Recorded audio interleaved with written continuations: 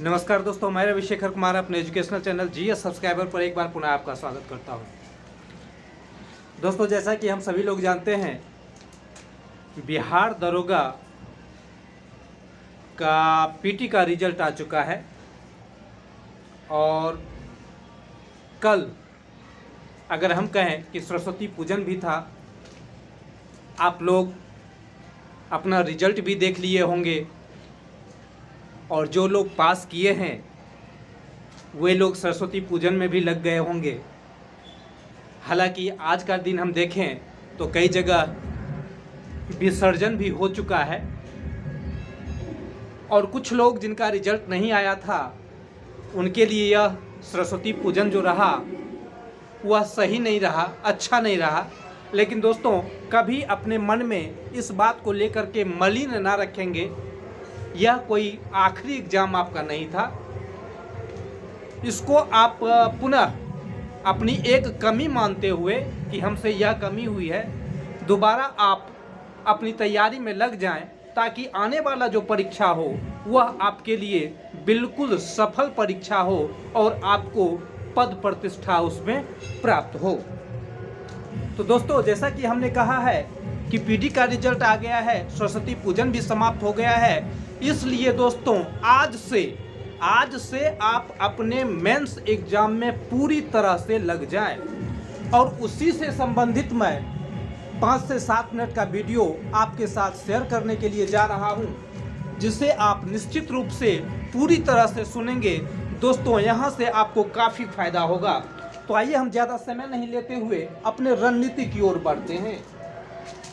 तो दोस्तों, जिनका भी रिजल्ट आ गया है उन्होंने बिहार दरोगा मेंस का सिलेबस निश्चित रूप से देख लिया होगा और सिलेबस पर संक्षिप्त बात करते हुए हम आगे रणनीति के बारे में आपसे बात करेंगे। आइए हम लोग देखते हैं बिहार दरोगा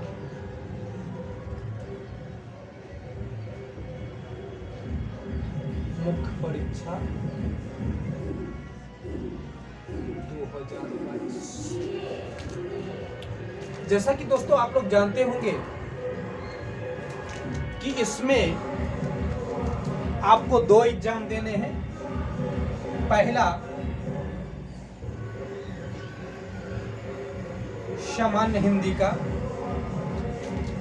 और दूसरा सामान्य अध्ययन का। सामान्य अध्ययन में भी दोस्तों हम लोग यहाँ पर 2 भाग में बांट लेते हैं। एक तो आपका हो जाएगा गणित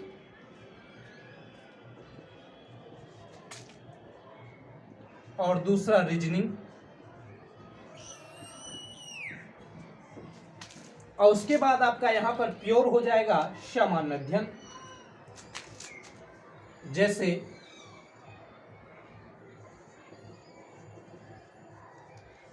इतिहास, भूगोल, राज्य व्यवस्था, अर्थव्यवस्था। इतिहास, भूगोल, राज्य व्यवस्था, अर्थव्यवस्था और सामान्य विज्ञान। थोड़ा सा मैं कैमरा ठीक कर लूँ, आपको कुछ बातें ना दिख रही हो।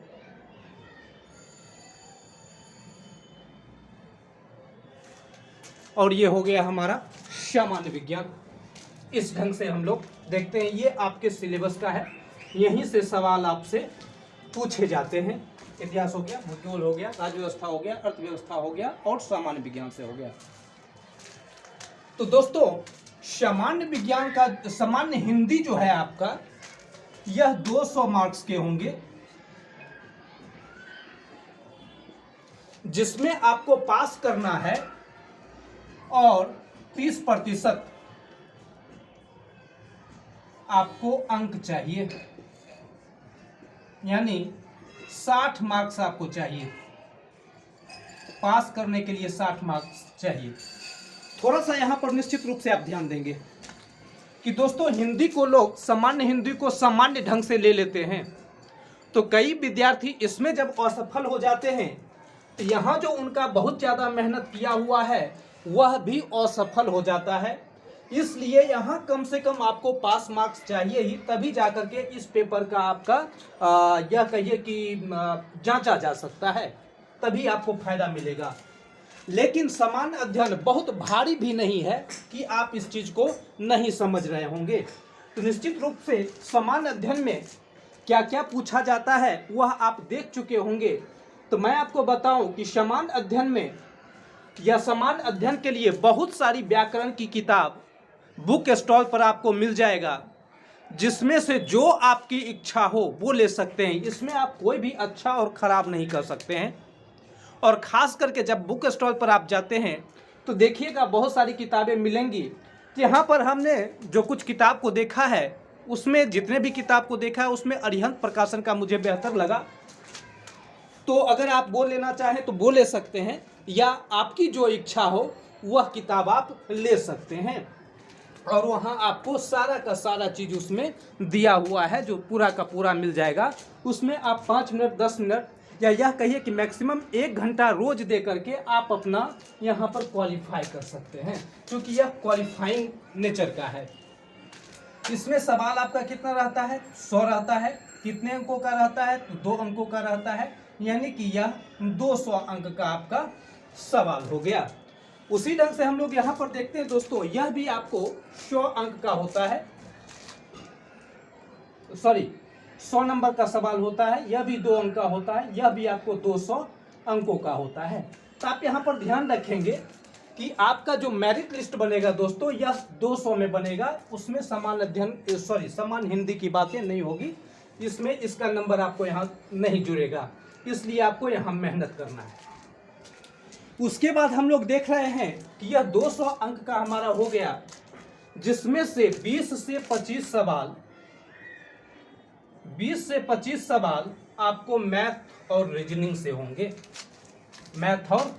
से होंगे, और आपको 75 से 80 सवाल आपको इन विषयों से होगा, इन विषयों से दिया हुआ रहेगा। अब रही बात कि हमने तो इसके बारे में बता दिया कि आप कैसे पढ़ेंगे, जो कि आपका सामान्य हिंदी हो जाएगा, क्लियर हो जाएगा। तो आप निश्चित रूप से जो देखना चाहे, लुसेंट का भी सामान्य हिंदी आता है, उसके बाद जो है अरिहंत का भी आता है। जैसा कि हमने देखा तो हमें अरिहंत का ज़्यादा बढ़िया लगा, लेकिन आपकी जो इच्छा हो आप निश्चित रूप से देख लें, जो भी किताब हो वह ले सकते हैं, यानी कि कोई भी आप किताब लेकर के सामान्य हिंदी की तैयारी कर सकते हैं। उसके बाद सामान्य अध्ययन के लिए दोस्तों कुछ ज़्यादा नहीं पढ़ना है, लुसेंट को उठाइए और पढ़ लीजिए। तीसरा कोई किताब पे ध्यान नहीं देना है, तीसरा किताब आपको पढ़ने ही नहीं है। लुसेंट पढ़ने से आपको सबसे ज़्यादा फायदा यह होगा कि आपने या परसेंटेज लड़कों ने जो तैयारी की है वह लुसेंट से ही तैयारी की है। तो जो पहले से आपके दिमाग में है वह आपको फायदा तो करेगा ही करेगा, साथ ही साथ यह बचे दिन में जो आप मेंस की तैयारी करेंगे यह आपको सफलता की ओर ले जाएगा, और लगभग आपके सफलता को यह गारंटेड कर देगा। इसलिए तीसरा किताब मेरे नज़रिए से, अगर आप मेरे नज़रिए से सोचें तो तीसरा सवाल आपको पढ़ने की आवश्यकता नहीं है। या पीटी के लिए जो विद्यार्थी जिस किताब को पढ़े थे आप उसी किताब को पढ़िए, उसमें कोई दिक्कत नहीं है, वहीं से आपको सारे सवाल देखने के लिए मिल जाएंगे। उसके बाद दोस्तों हम गणित और रीजनिंग के बारे में भी बताएंगे, लेकिन सबसे पहले हम लोग यहाँ पर देख करके चलें। इतिहास, भूगोल, राज्य व्यवस्था, अर्थव्यवस्था पर्याप्त हो गया आपको। किसके लिए? ये लुसेंट के लिए। लुसेंट से आप देखिए, सामान्य विज्ञान भी लुसेंट में जो बड़ी वाली आप देखते हैं पुस्तक, लुसेंट की बड़ी वाली नीली रंग की जो बुक है, उसमें जो सामान्य विज्ञान है दोस्तों वो भी पर्याप्त है। लेकिन अगर आप चाहें और रेलवे से संबंधित विज्ञान का किताब आपके पास हो तो एक बार सरसरी निगाह में सारा पेज आप देख जाइए, एक भी सवाल आपका विज्ञान से नहीं छूटेगा। यानी कि सामान्य विज्ञान लुसेंट का जब हम देख लेते हैं, उसके बाद अगर हो तो बस आप जो है एक बार केवल सरसरी निगाह से, याद कुछ नहीं करना है, सरसरी निगाह से आपको रेलवे का जो विज्ञान है वह उसको पढ़ लीजिए। आपका सारी तैयारी जो है सो वहाँ से आपकी कंप्लीट हो गई।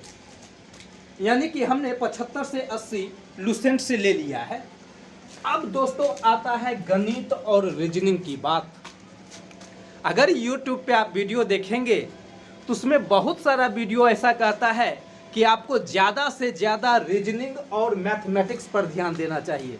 दोस्तों गोली मारिए इसको, मैथमेटिक्स और रीजनिंग को, क्योंकि अगर आप पहले से नहीं पढ़े हैं और नहीं सीखे हैं तो आप महीना 2 महीना में मैथमेटिक्स और रीजनिंग के जो है सो गुरु नहीं हो जाएंगे, उसके आप मतलब विशेषज्ञ नहीं हो जाएंगे, जानकार नहीं हो जाएंगे। तो करना क्या है यहाँ पर? तो करना यहाँ पर दोस्तों यह है कि रीजनिंग का कोई भी सामान्य बुक आप ले लीजिए, कोई भी सामान्य बुक ले लीजिए, जो भी मार्केट में मिलता है वो ले लीजिए, और आपके पास सिलेबस है, सिलेबस में किस प्रकार का रीजनिंग आ रहा है। क्योंकि छोटे से वीडियो में तमाम चीज़ों को बताना संभव नहीं हो पाएगा, और हालांकि क्वेश्चन हम आपको क्वेश्चन देंगे कि रीजनिंग का कैसा कैसा सवाल दरोगा में देखने के लिए मिलेगा, वो मैं आपको वीडियो में प्रोवाइड करूँगा, उसके लिए आप निश्चिंत रहें। तो रीजनिंग के लिए कोई भी सामान्य बुक लीजिएगा और वहाँ पर देखिएगा प्रीवियस पेपर में, तो उससे जो मिलता जुलता होगा वह आप बनाइएगा और सामान्य ढंग का रीजनिंग बनाइएगा।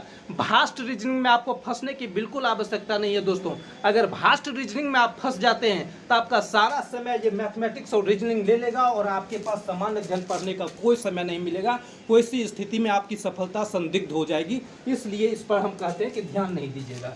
रही बात गणित का, तो गणित में क्या करना है, गणित में जो जो चैप्टर आपके सिलेबस में दिए हुए हैं आप उसमें से सामान्य सवाल, साधारण सवाल जो होता है वही साधारण सवाल बनाएंगे, उससे ज़्यादा आपको नहीं बनाना है। साधारण सवाल बन रहा है तो बन रहा है, नहीं तो छोड़ दीजिए उसको, बिल्कुल मैथमेटिक्स को गोली मारिए। यहाँ पर आपको दिमाग नहीं लगाना है, ज़्यादा समय नहीं देना है। तो मैथ और रीजनिंग में हमने क्या कहा, किसी भी प्रकाशक का बुक ले लीजिए, सामान्य रीजनिंग जो होता है, जो पहले सवाल पूछा हुआ है उस टाइप का रीजनिंग देखिए और बनाने का कोशिश कीजिए। इस पर आप 2 घंटे से ज़्यादा, यानी कि मैथमेटिक्स रीजनिंग पर 2 घंटे से ज़्यादा का टाइम मत दीजिए। हिंदी पर 1 घंटा, 3 घंटा, बाद बाकी टाइम जो दोस्तों होता है यह आप इस पर लगा दीजिए, क्योंकि इसमें आपको करंट अफेयर से संबंधित कोई सवाल पूछने के लिए नहीं जा रहा है, इसलिए सारा का सारा ध्यान जो आपको लगाना है वह यहाँ पर लगाना होगा। तो आपने समझ लिया है कि किस ढंग से आपको कार्य करने हैं। तो इसी ढंग से अगर आप कार्य करते हैं तो ऐसा कोई प्रॉब्लम नहीं है दोस्तों कि आपका रिजल्ट नहीं आएगा। आपका 100% रिजल्ट यहाँ पर आने के लिए जा रहा है, इसको आप ध्यान में रखिए। समान हिंदी के बारे में 1-2 बातें और मैं बता दूं आपको। समान हिंदी में टॉपिक वाइज अगर देखिए किताब में समझ में नहीं आता है तो दोस्तों यूट्यूब वीडियो पर बहुत अच्छे कंटेंट दिए हुए हैं, आप उसको देख करके भी समझ सकते हैं, यहाँ से भी आपको फ़ायदा मिलेगा। उसके बाद खास करके जिनका रीजनिंग और मैथमेटिक्स बिल्कुल गंदा है, जिनको बिल्कुल समझ में नहीं आता, उनके लिए मैं बता रहा हूँ कि सबसे पहले बताया कि एकदम सामान्य चैप्टर लेना है, भारी सवाल को बिल्कुल नहीं छूना है। और सामान्य में से देखिएगा चैप्टर वाइज, अगर हो तो यूट्यूब पर खोलिएगा और उस चैप्टर का देखने का कोशिश कीजिएगा। तो दोस्तों यह मैथमेटिक्स और रीजनिंग का भी बेहतर कंटेंट वहाँ पर दिया हुआ है जो आप आसानी से समझते हैं। तो आसानी वाला काम ही आपको मैथमेटिक्स और रीजनिंग में करना है। दोस्तों बहुत सारे यूट्यूब वाले दोस्त हैं, वह कहते हैं कि यह बहुत बड़ा रोल प्ले करेगा। निश्चित रूप से मैं भी मानता हूं कि यह बहुत बड़ा रोल प्ले करेगा, लेकिन मान लीजिए जिनको बिल्कुल मैथमेटिक्स और रीजनिंग नहीं आता है वो क्या करेंगे। तो उनके लिए दोस्तों यह हमारा वीडियो है, वह इस चीज़ को देखें और जैसा मैंने बताया है वैसा ही कार्य करें, आपको निश्चित रूप से सफलता मिलेगी और आप बेहतर जगह जा सकेंगे।